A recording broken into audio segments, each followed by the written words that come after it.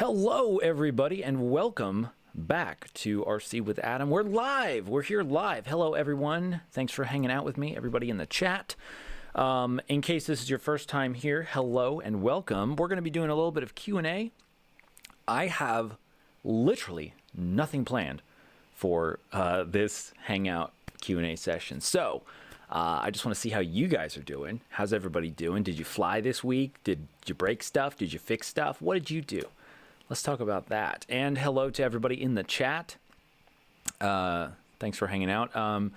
Just let me know if my audio is good. Let me know if that's working. I think it's working good. I did improve my audio video setup, which I'm pretty happy about. But we'll talk. We'll talk. I'll mention that in a minute. I don't know if you guys care about that. But I see Luca. Luca's back. Martin. Hello, everybody. TechFox FPV. Hello. Who else we got? Finley. Is that Finley from Finland? Or am I just making that up? I don't remember. But I remember Finley. Somebody named Finley. TechFox FPV is on vacation making some tasty FPV shots. What kind of shots are you getting? Like cliff dives, ocean shots? Some dolphin chasing or something like that? That would be pretty cool.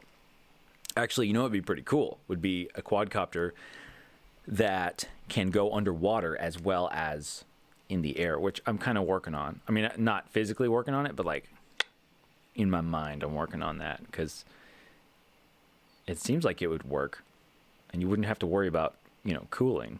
But anyway, oh man, thanks for hanging out, everybody. And remember, in the chat, if you have a question specifically for me, be sure to tag me. I can't remember if it's @ or if it's plus. I want to say it's plus RC with Adam. So then I'll be able to see you or see your question and actually answer it, because I do get lost in the chat sometimes. Oh, but I figured out how to turn the timestamp on, so that's kind of nice.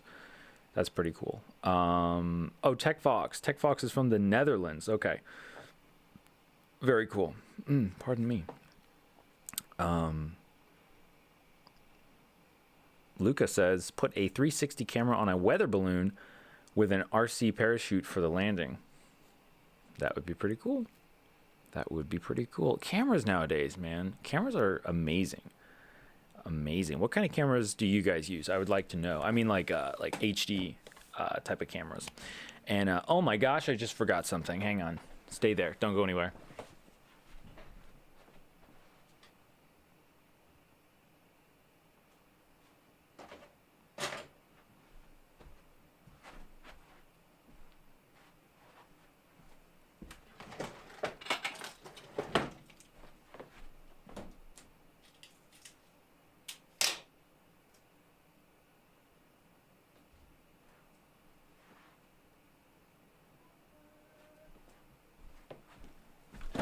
I'm back. I forgot my uniform, so otherwise you guys wouldn't know who I was or anything like that. Anyway, let's get back to this stuff right here. Arm Your Quad FPV says, yeah, just to see what was wrong with YESC, unfortunately. I'm not sure what you mean, but I would love to know more, so elaborate on that. That would be great. Vina. Hello, Vina. Vina says, hi, Adam. And I am not sure if you can see the chat on the replay if you're watching this on the not live. So that's why I'm just going to try and narrate as much as I can. But let me. Arm Your Quad says, yes. Yes, I broke stuff. That's what Arm Your Quad says. Yeah, no, I did not. I actually did not fly any this week. I was busy, working on editing some videos and stuff for you guys and various other things. So I wish I could have. I really should. I need to. I need to just start it sounds like a silly thing, right? To be like, oh, I gotta like make a disciplined effort to fly more. But sometimes you do, Sometimes you do, just like exercising. You know, because if you don't fly enough, you'll die. Just like exercising. Okay, let me see what else we got going on. So, the Craft King number 1 says, "Hey y'all, hey Craft King number 1, what's going on? What's going on?" Okay, it is at RCwithAdam. I see you guys putting at RCwithAdam in there. So that was 2 minutes ago. See, I know that now. Armor Quad is using a Hero 8.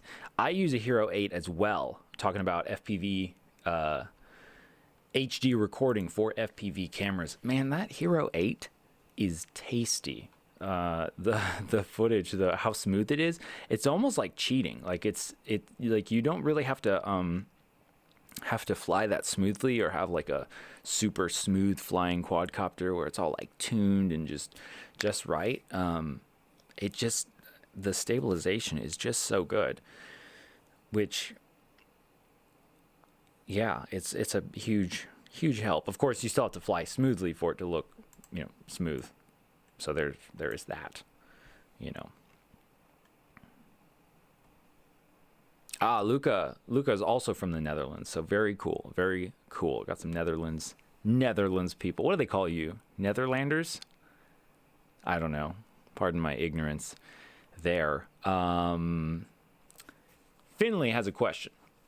He says, "Do you know what the best way to trim props are?" Finley, are we talking like quadcopter propellers, or are we talking like airplane propellers? I guess it really doesn't make a difference. I'm just curious. I'm not sure because I don't really trim the propellers very much, or at least I don't trim them correctly. I usually just take a pair of scissors and just like snip off the ends. But no, that's not a very good way of doing it. I've seen some people trim them by, how do they do that? They'll just have the propeller spinning and then like put it up against like sandpaper or something to kind of like trim it down. I guess it depends on how much you need to trim it down. I would say maybe scissors and then sand it. I mean, the tricky thing is figuring out exactly to get it as exact on both sides as you can. That's kind of the tricky part. I have been playing around with an idea of bending the propeller tips up to make, I think they call them Q-tip propellers. I don't know why they call them Q-tip propellers, but that's what they call them. And I'm thinking about making like a 3D printable jig, or a rig jig to put the propeller in, and then have it so you can just spin it around, and it would you could make sure that both tips are the same length. Anyway, yeah, I'm not totally sure on that. I would just, how would I do that? Yeah, you'd want to make a jig, really, or whatever, so that way you have a hub. Or actually what you could do is you could just make it with like a motor or something like that. That's what I would do, but it's probably not the best way. So, I don't know. ESSIS, hello, says hello. So hello. And Aditya says hello. Hello there. Welcome, everybody. Again, if you have questions specifically for me, make sure to tag me at RCwithAdam so that way I can see your questions. Question for you is do you notice a big difference in the video and audio quality? I do. And that's because I started using this. This is not a product placement, by the way, but I started using it's out of focus there, but it's a HDMI capture card, one of those super cheap ones. And I was skeptical and stuff, and I still kind of am, but they're all the rage now. And there's like mixed reviews. Some people are like, yes, they're fantastic. And some people are like, no, they're terrible. Usually because of like quality control issues. And then the most common thing that I found is that people say that they were using the little HDMI capture card thing, super cheap, like $25. they were using it for a little bit, and then like the next day it stopped working, or it got super hot and it stopped working. Well, that makes sense because I took this thing apart, and this whole metal case is just like basically an oven. It's like a sealed metal tube, and there's no actual heat sink connection to the metal on the outside of this case. So yeah, that's no wonder. So right now I'm just rocking it without the case, and sometimes I put a fan on it if I'm going to use it for like a long time, and it's been pretty great. I'm not sure, I don't know anything about capture cards honestly, but I know that I can hook up my normal camera to it, and audio and everything is much better. So super sweet, and it's working obviously with OBS. Let me see where I am here. I get lost and distracted so easily. Anybody else out there ever do that? Creative says, losing feed quite frequently. Should I secure SMA to metal frame standoff or away from carbon top plate? So should I secure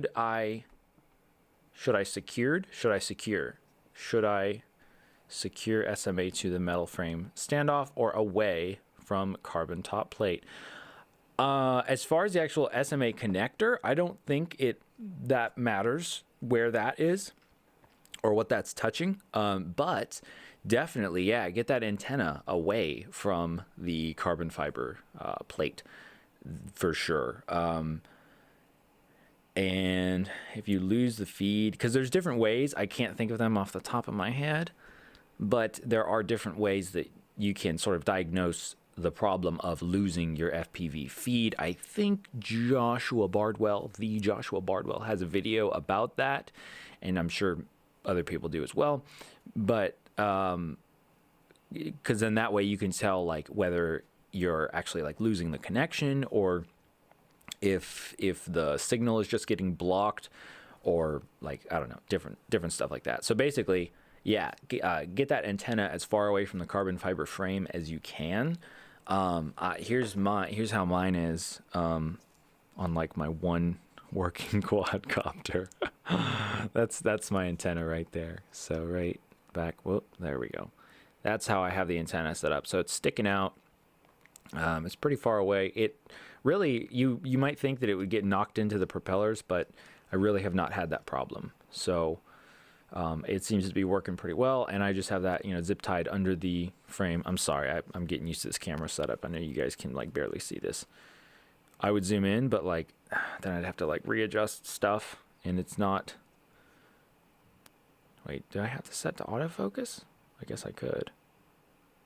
I don't know. Anyway, so that's how I have that set up. So get that antenna away from that carbon fiber, because that carbon fiber will just block it. Like these are the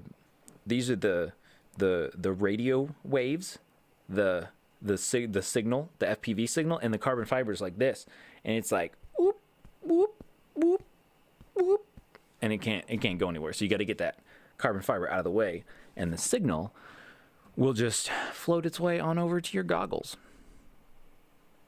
Yeah, that's right. Exactly. I'm a scientist. Arm Your Quad FPV says, the only problem I have with the Hero 8 is filters. Let's talk about that. Let's talk about filters. I have been using the camera butter filters. In fact, why don't we just jump over to, well, let me look it up for you first. But I've been using the camera butter filters, and you guys have probably heard of them. I think, like, well, actually, there's not a whole lot out on them. I don't know if they're super mainstream, but they seem to be pretty popular within the FPV community. But I use those ones, and they're like a temporary, semi-permanent stick-on type. And let me just let's just jump on over here. There we go. And let me make this really large, like that. Super cool. And so, yeah, so if you guys like, if you use GoPros, I can recommend camera butter. I did break mine, well, I was going to say more easily than I thought, but it took a really bad crash. So, or yeah, it took a pretty pretty hard hit. As you could kind of see in the intro video to this video. Anyway, but there are different types. Where's the shop now? There we go. What I usually use is let's see. So this is for the Hero 8, and I usually use an ND4. I just have that like on the GoPro pretty much all the time, because I've found that really anytime I'm filming outside, when excuse me, to film how I like to have the settings, like if I'm filming like 30 frames per second and I have 1/60th shutter speed, and I don't want things to get like blown out and that sort of thing. And no, yeah, right, yeah. And so usually I'll just have the ND4 on there like all the time. And by the way, just in case you don't know, ND filters, what does that stand for again? Somebody tell me. I forgot. Non-denominational filters. Oh gosh, I can't remember now. Anyway, neutral density filters. That's what they stand for. Anyway, they're just like sunglasses for your camera. And that's what I like. I like to use these ones, ND4. And then sometimes, like if it's really bright or whatever, I might use ND8. Although I wonder what would happen. I need to try out just sticking on another ND4 on top of an ND4. I guess you would probably, at that point, it would stick out too much and you would see the filter in the GoPro feed. So, but then I did also buy a clear one just to protect the camera if I'm filming inside or whatever. Maybe I could slap on an ND filter on top of the clear one. I don't know. Coffee's so good. Anybody else drink coffee? Coffee's delicious. What do they drink in the Netherlands? Coffee, probably coffee. Oh man, we're having a good time. Today is Friday. Happy Friday, everybody. Happy Independence Day to my American viewers. We're probably gonna explode some things this weekend, I'm sure, collectively. Hopefully, just fireworks and stuff. You know what I'm saying? Keep it all on the up and up. Let me see here. I'm having a technical difficulty thing here. I think. No, that works. There we go. All right. Fantastic. Does the stream look like trash? I can't tell. I'll have to watch it back. I'm still learning. I'm still learning about all this streaming stuff and trying to figure out how to make it look good. Also, side note to another side note. This whole thing is just a bunch of side notes. I've got this huge FPV flight training series coming out. I'm gonna be rolling it out this month. So if you're new to FPV flying, I think this is going to be a really good month for you. I just put out the first video. I'll have the second video out tomorrow, and it's good every other day, basically, for the month of July. So you guys can expect to see that. And if you have any specific questions about that type of thing, like flight tutorial stuff, let me know, and I will try and answer those and incorporate it. But it might be a little while because I'm sort of going to be like rolling this stuff out. You know what I'm saying? Let's see here. So that is, I'm getting my windows mixed up. Okay. All right. Okay. And now it's time to read the chat. I want to see what's going on. I hope you guys don't mind that I spend like a ton of time on one question, because that's just kind of what I do, and then I get distracted and I sort of go off on a tangent, and that just sort of happens. So, yeah, that happens. Creative, the one with the FPV problem, says, I power the VTX. Oh shoot, I lost it now. The chat keeps jumping on me. Oh no, I lost it again. I'm so bad at this. Okay, all right. All right, and By the way, if when I talk about somebody who's talking, I might say he, and so if I'm wrong, correct me on that. But I'm going to say he because statistically speaking, most of my viewers are male, so I will just be saying he. So that's just FYI. So Creative says, I power the VTX2, 200 milliwatts. Still, problems persist. Well, yeah, depending on the type of problem that you're having, the more power won't really help because it like if you're having like if it's getting blocked by the frame or something, it could still be bad. Or maybe the antenna is bad. Maybe the antenna has like a disconnect somewhere in the actual wirings, the actual, what is that part called? Like just the antenna part, the copper excuse me, the copper antenna part. Also, it's possible that it could be your goggles or it could be your goggle antenna. There are a lot of things that can go on with the whole VTX video transmission system, and that's actually kind of something that is interesting, and maybe I'll talk more about that. I mean, it's kind of boring unless you like building quads and stuff, but as far as like the idea that like you have the separate systems of a quadcopter, and really the video transmission system is really a separate system from like the rest of the quadcopter. It's kind of tied in, but it's also kind of has nothing to do with like half of the quadcopter in terms of like how it flies and stuff. And I'm sure somebody can tell me I'm wrong on that, but that's what I'm saying. That is what I'm saying.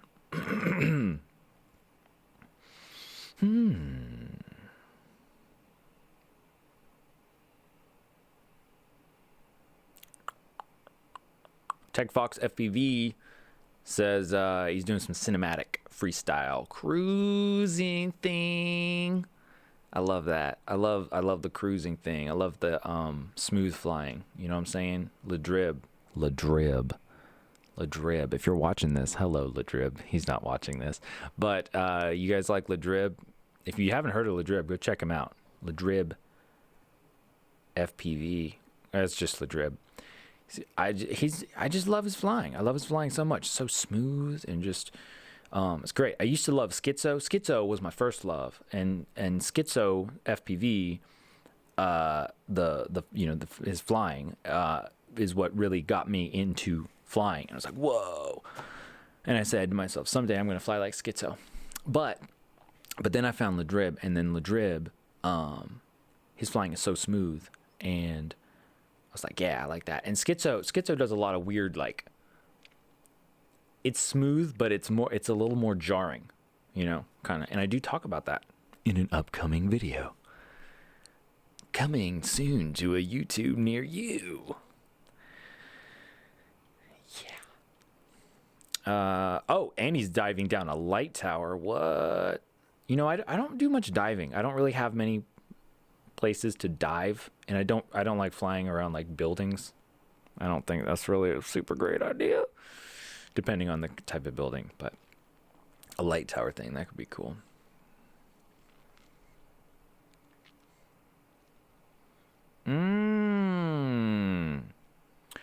Here's a good question. Here's a good randomly chosen. Hello, I see you, randomly chosen. But first, Arm Your Quad FPV has a question, sort of a question. He says, my drone fell out of the sky the other day. I didn't have a clue why, because nothing blew out or caught fire. It took me a while to figure the problem out.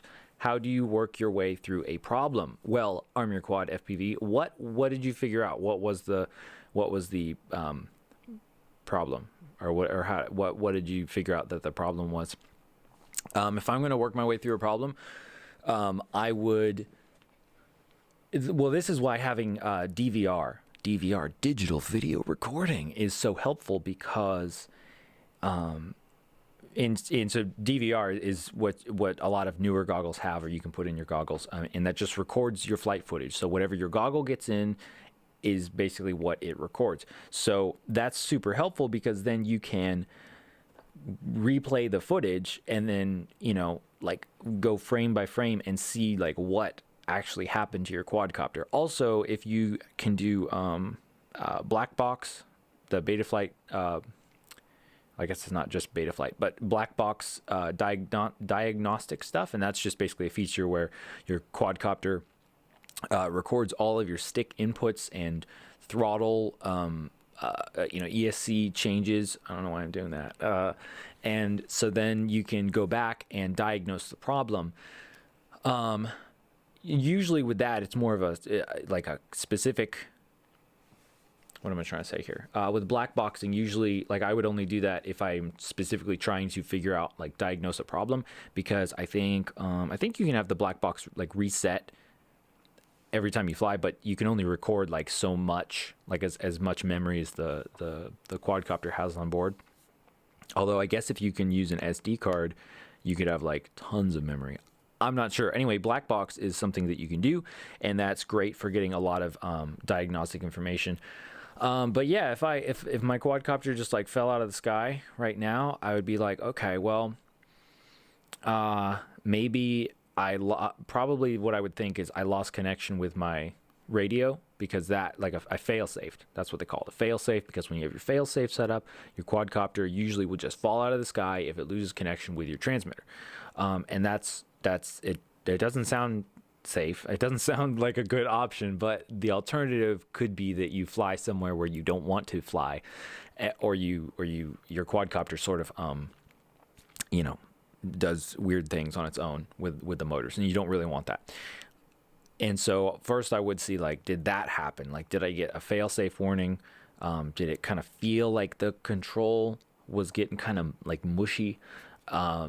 When it happened, did I fly behind an object that would block the radio signal? Was I, and then what kind of maneuver was I doing? Was I giving it throttle? Was I rolling, turning, pitching? And that's really, that's where the black box data will really help, because it will show you your stick inputs. But even the DVR will help, because then you can kind of tell, especially if something shows up a warning on the screen that says ESC failure, or loss of signal or something like that. If you have that pop up on the screen in the DVR, then you'll be able to see that and see when that happened, and then what orientation the quad was in. So that's what I would do. And then really basically if it fell out of the sky and then it just and it seemed okay, and it was that's weird, what's going on, I would just do a little test hover. I would not fly FPV, but I would just do a little test hover line of sight and see if things kind of work. Do a little, do some flips and rolls, line of sight, really close to the ground, and then kind of see, just sort of go through the testing, testing all the different functions kind of it. So that is what I would do if I had that problem. Randomly Chosen says, dude, we need FT Edge 540 with what symbol is that? Is that?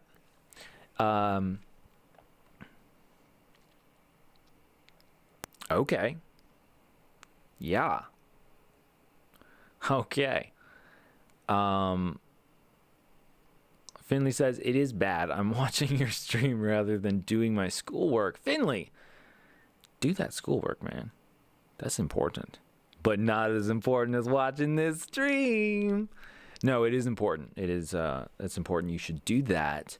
So I'll just talk really quietly in the background, and you can just focus on whatever you're doing, and I'll just be talking about quadcopter stuff.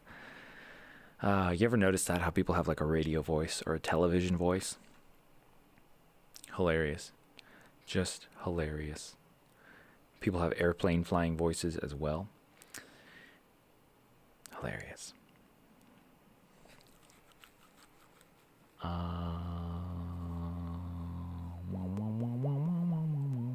Creative says, will flying somewhat near to residential areas, cellular tower, Wi-Fi houses, Wi-Fi thingy cause interference with FPV feed or signal that could be cause poor feed? Yes, that's a very good point, actually. I should have thought of that one.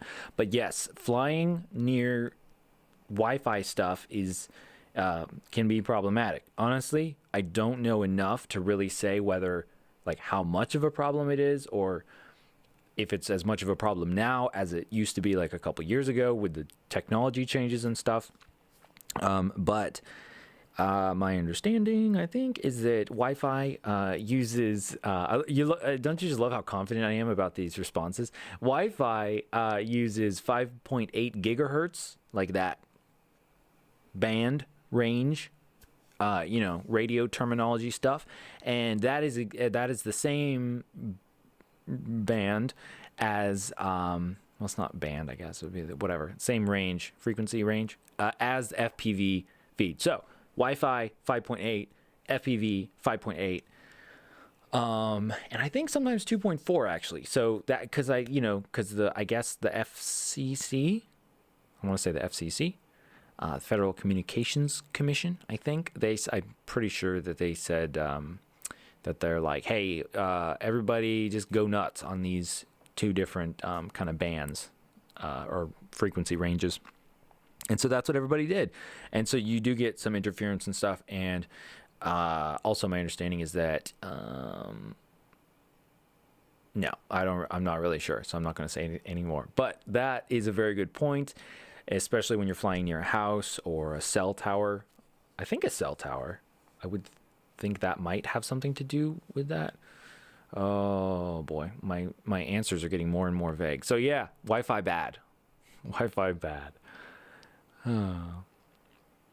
Finley says not if you fly at 800 milliwatts. Oh, somebody pointed out that in one of my videos where I was talking about micro FPV all-in-one camera units,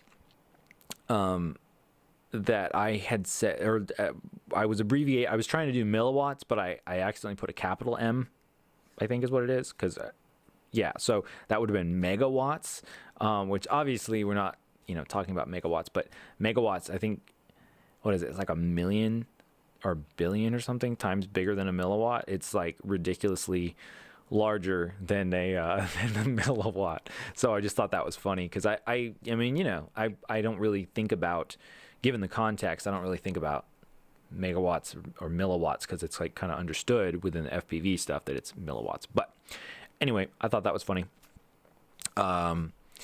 Yes, I love Drew as well, and Camden is brilliant. That's so true. That's what everybody's saying on the chat. Let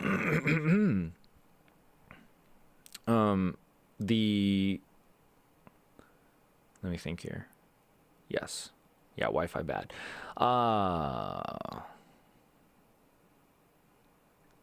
Luca points out that Drew Camden, aka Ladrib, drops his throttle after a punch. That makes it so nice and smooth.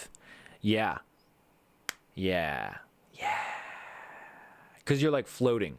You just like float. You just float, and you just use that momentum, which I also have another video coming out talking about specifically momentum and that sort of thing. I love that. I love how that looks, and it's like you just flow. You're just feeling the flow. Just circular, good vibes. Circular, feeling the flow. And it looks really good. It works out really nicely. And that is how I like to fly. I'm not a big fan of like the Mr. Steel, like wah wah wah wah wah wah wah type of stuff where it's like you don't know what's going on. Like you're really like your brain like can't even process like what you're seeing.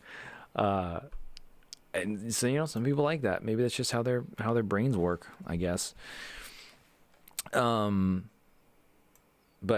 I digress. As I do.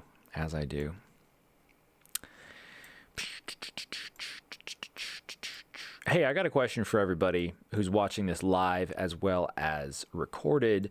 I want to do some giveaway stuff, and it occurred to me that something that might be really cool to do a giveaway would be a GoPro mount, or perhaps other 3D printed quadcopter accessories, because I have a 3D printer behind me, or I have two 3D printers behind me actually, and that would be something that would be really cool, because then it would be like not a high cost for me to be able to make these and then give them away to you with free shipping, of course, because nobody wants to give away where they have to pay for the shipping.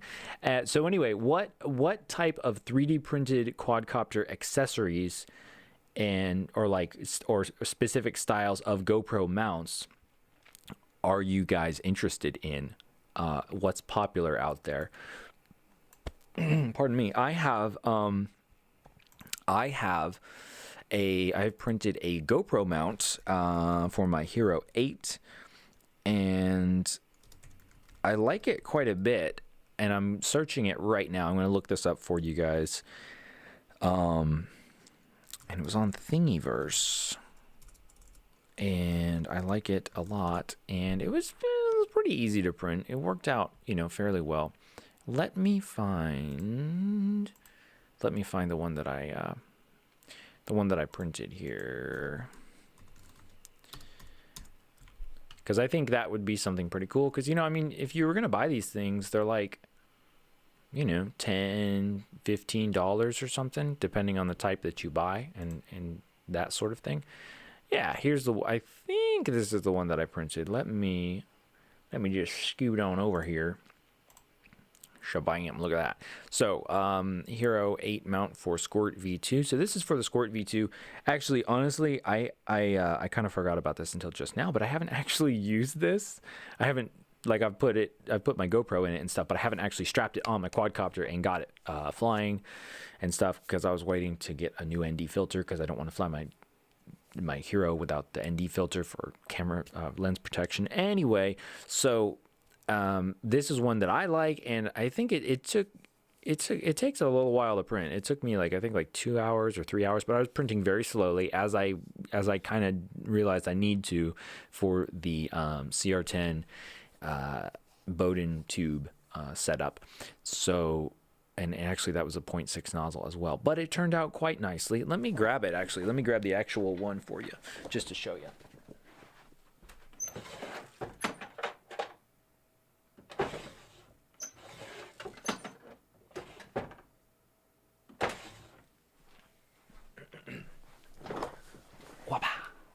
I'm back. All right. And anyway, so this one they're showing is for the Squirt V2 quadcopter, but I mean, it looks like a pretty universal style of mount. And if I get my GoPro, ew, the lens is so gross. What? I need to clean off that lens. Anyway, let's switch over to here. So here's let's see. This is how it turned out. I know it's kind of blurry. I'm gonna work on getting the camera better next time. But it turned out like this, and I'm printing with this really nice blue. In case you don't know, blue is one of my favorite colors. Blue SaneSmart TPU. And really, it printed pretty nicely. There are some kind of weird things, I don't know. I might just design my own or make some modifications to a current design, because there are just some things for the printing aspect that I didn't really like, and it kind of makes it take a bit longer.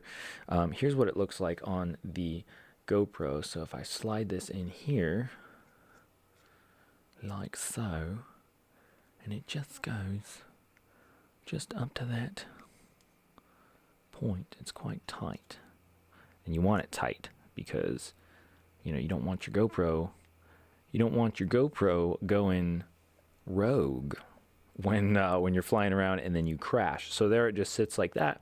And also, I'd love to hear what kind of camera tilt, GoPro tilt, you guys like to use, because to me, for my flying, which is, I would say it's smooth, non-aggressive freestyle flying. I don't have much camera up tilt because I don't have a whole lot of fast straightaways. Let me put it like that so you can see it. And so you can see here this one, and actually on the Thingiverse thing, there are different versions that accommodate different frames. So let me go back to that and show you. This one, yeah. So they have different I'm sorry, I said frames. What I meant was ND filters. Like if you have this kind of filter, I think that's a Polar Pro, I want to say. And so some different stuff here, but that's one of the things that I like. Oh, like that. Oh, wait, what? I don't know if I saw that one.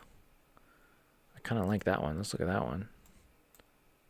Oh, I can't do the, okay, it's not 3D, but actually that looks kind of nice because it's just so, it's so simple. I really like that, the simple look. So maybe I'll just use that one because it looks like there aren't. Wait, is that right? Is that exact? Is that? Huh. I guess I must have missed that one last time. Anyway, I mean, this one is nice because you do get a little bit more, maybe lens protection. You get that little cutout for the screen, but I never use that little screen on the front of the GoPro. And then I do actually like this one. I think I'll print this one out next, probably, because it just has that band. And you would think like, oh man, that's not going to be strong enough. Well, thing is you got to remember weight is a thing. So, I mean, maybe not as much if you're flying a big, heavy freestyle build, but weight is definitely a thing. And this TPU tends to be kind of heavier, and I don't think you really need that much, like that much area on the Hero to keep everything in place. Because this TPU, man, this stuff is strong, super strong. Well, relatively speaking, I mean, it's still, it will still break. But here's one that I printed out, and again, I know it's blurry. I'll fix that later. But here's one I printed out, and it didn't turn out super great, and it kind of stopped at like, I don't know, 75%, but I think it would work just fine. And this, like this, I don't know how large this is, maybe 3/8 of an inch or something. This piece that goes on the front right there, basically the thinnest point of the entire case, is actually very, very strong. So I like that. I think you might as well. So if you guys are interested, please let me know, because that could be a cool thing that we do. Or maybe we'll even do like some custom stuff. Or maybe I'll design one or something. I don't know. Let's see what we have going on in the chat, and pretty soon we're going to wrap things up. I think we're going to make this a little bit shorter than normal, so that way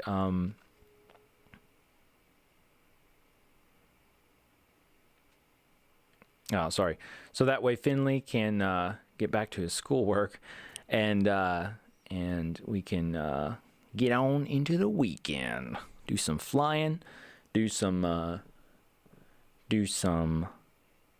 fireworking, at least here in the States. All right. I'm all over the place today. Okay, let's see. Oh, Arm Your Quad FPV, the one with the trying to diagnose the problem of the quadcopter falling out of the sky, says had a wire had split from the solder but was covered, so I couldn't see it. Aha! What kind of wire though? Was it like which wire? That's always the question, which wire. But that's a good point. Yeah, that, and to that end, that there's a lot to be said with being able to actually like see your quadcopter and like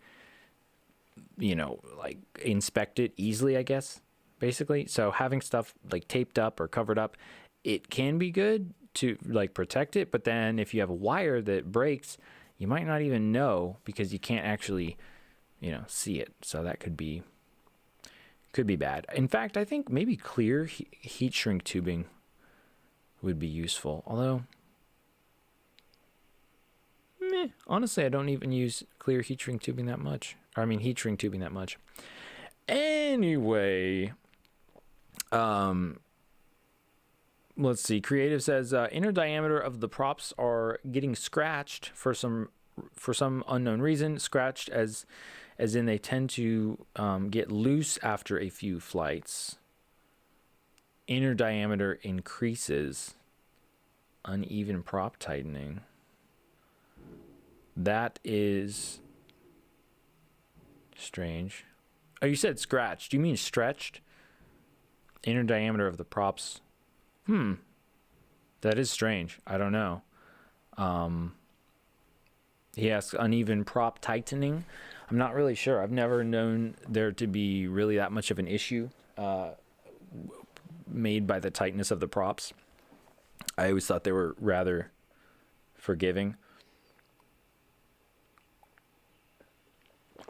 But I don't know. It's a good question. If anybody has an answer to that, let creative know.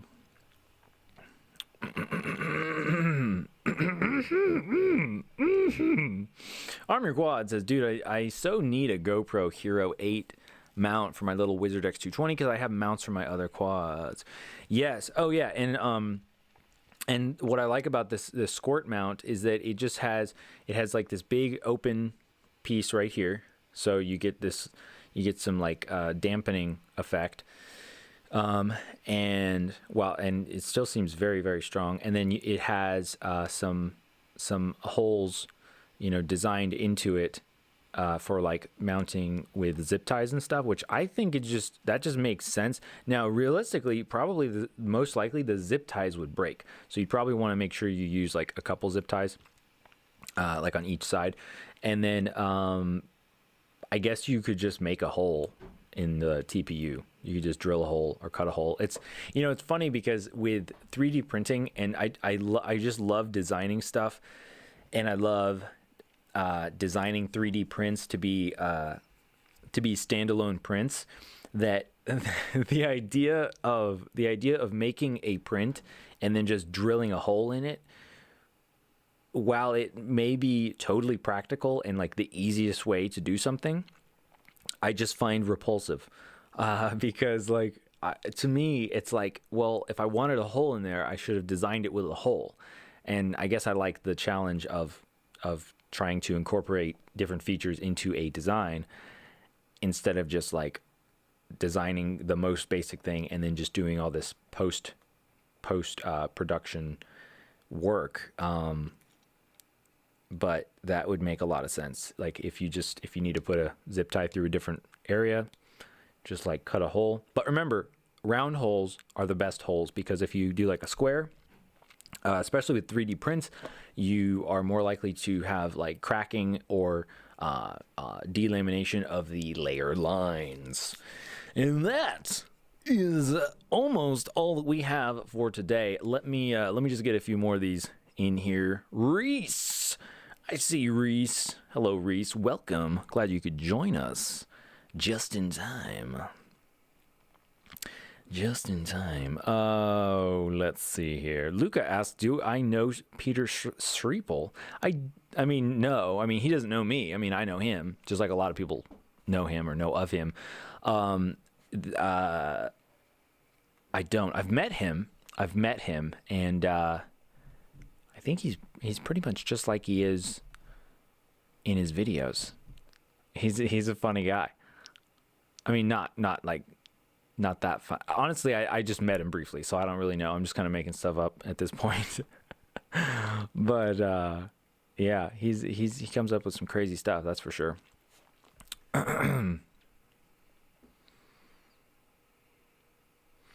And Azure Wolves says, it looks like it already has tilt built into the design. Yes, the Hero 8, the Squirt V2 mount, does have tilt built in, and it does say somewhere here, it says 10-degree tilt.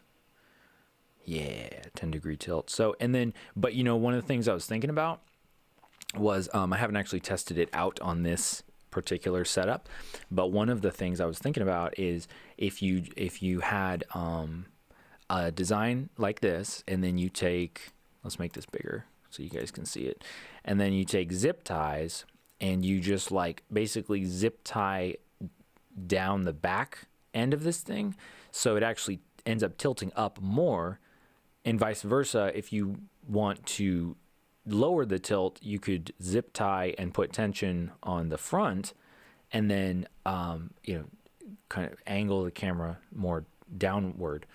And I think that could that could make a lot of sense. Like, instead of having, again, it's kind of one of those things where instead of like just designing a 10-degree mount and a 20-degree mount and a 30-degree mount, you could have holes in there and then just kind of adjust it for a zip tie, for like a semi-permanent adjustment. So that could be a cool thing. Again, this is the one that I printed, but I actually like the other one more, I think, because it really doesn't take that much to hold it on there. I mean, look, this is coming from a guy who used I'm blanking out here, battery strap, just a battery strap and some zip ties to attach his Hero to a ridiculous quadcopter that was like sure to crash. And that's what you saw at the beginning of this live stream, was that the testing out the 3D printed propeller hubs. And that's what I did. I just strapped this GoPro onto the quadcopter with a battery strap, and it worked pretty well until it didn't, and then the this thing just went flying. So there's some great slow-mo on that in the video if you guys want to check that out. And then let me see here. Let me get over to the chat.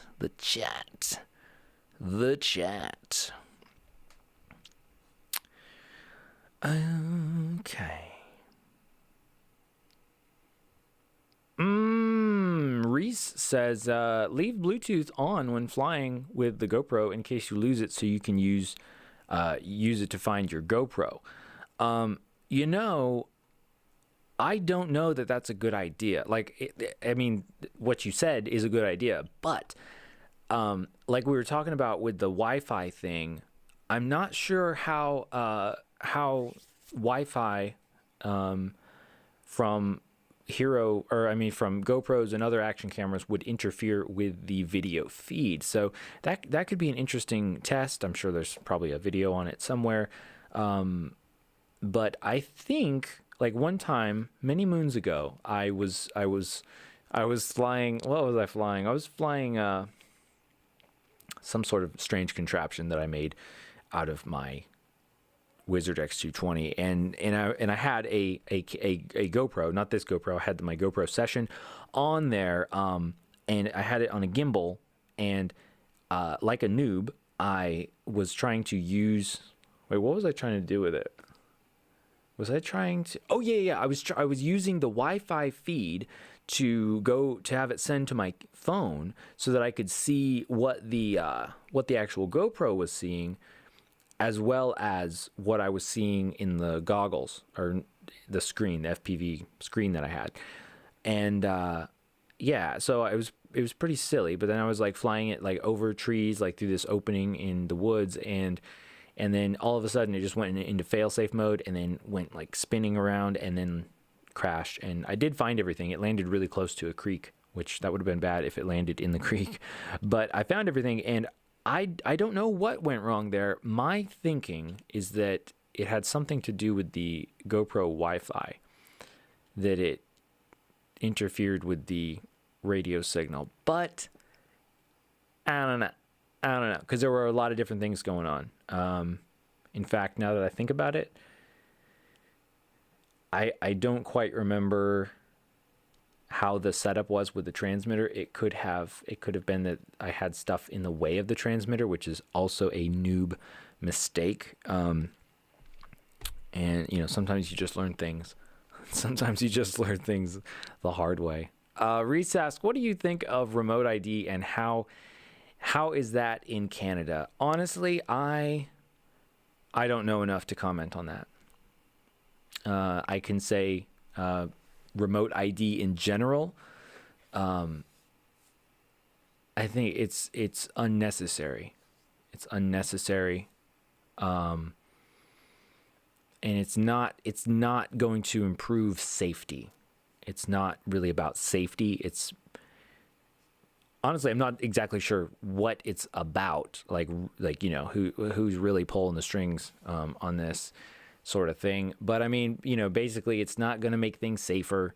It's not going to help people fly more safely. I think that It's kind of just about, or I'll say it comes across as just the government wants to have more control over what's flying around, and they say it's in terms of safety, but it doesn't, like, if you look at like the I mean, shoot, I don't actually have any statistics to reference right now, so I don't want to say like if you look at the statistics, but basically, like, you know what I'm saying, like if I have like I want to fly responsibly. I don't want to crash into airplanes, like manned airplanes. I don't want to crash into buildings. I don't want to spy on people, right? So that's where I'm coming from, and that's where like the vast majority of everybody who owns an unmanned flying aircraft, be it a foam board RC plane or a DJI quadcopter, that's how people feel. And by making me pay money to the federal government to be allowed to fly these things, when I was flying them in a safe way already, and then also, you know, restrictions on where you can fly them, and then heavy fines or even jail time if you violate those restrictions, that's way too much. That's a huge, I think, overreach. So I'm not a fan of remote ID. And honestly, to be honest with you, I'm not exactly sure what the current state of things with the remote ID is, because there was kind of, you know, the whole global pandemic thing that sort of happened, and so that kind of distracted a lot of people. But we'll see how that goes. Yeah, so basically, I think it's unnecessary. Unnecessary. Anyway.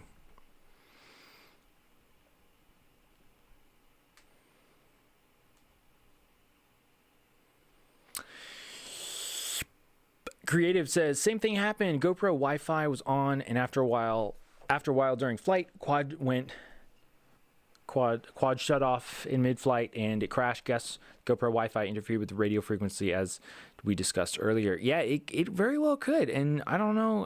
I haven't looked up any videos on that, but I'm curious if there are videos talking about that, and it would be nice if you could actually like do it or see, like, test it in a sort of scientific sort of way, but I'm not going to be the one to do that. But maybe somebody else will be able to do that. I would think like RC Model Reviews would do that. He's a very techie, science-y kind of guy.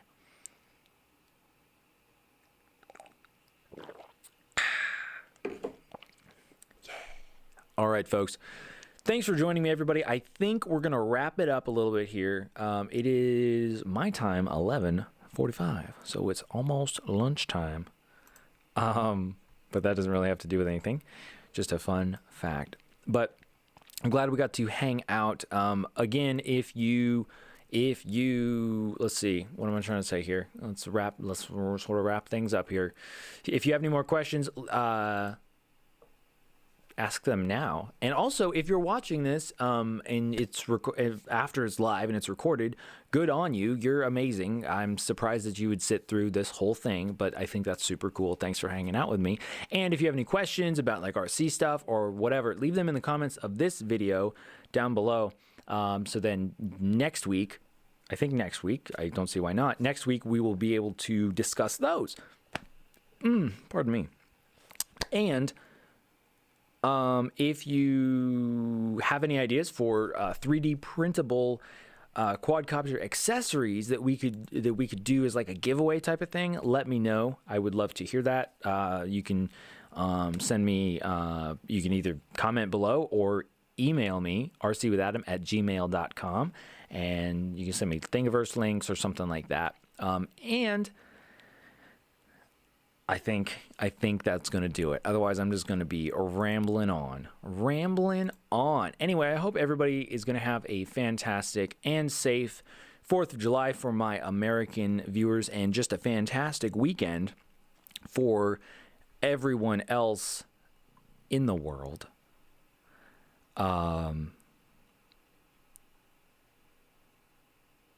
Yeah.